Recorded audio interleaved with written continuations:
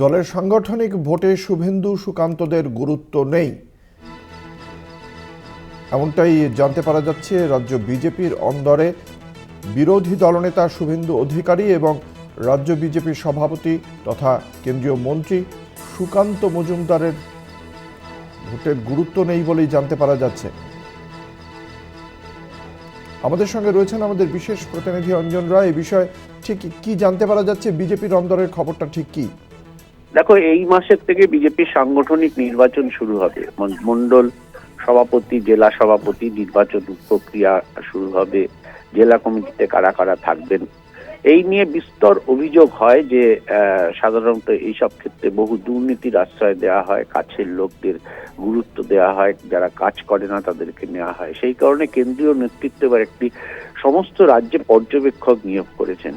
এই পর্যবেক্ষককে শুভেন্দু সুকান্ত গোষ্ঠীর কার্যত কাউকে রাখা হয়নি।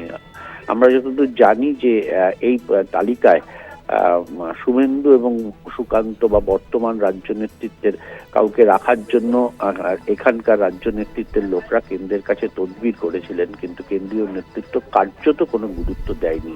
এমন একজনকে রাখা হলো এই তালিকায় রাজু বিস্তা, দার্জিলিং এর সংসদ, যিনি এই রাজ্যের কার্যত এই নির্বাচন পরিচালনার দায়িত্ব পেলেন।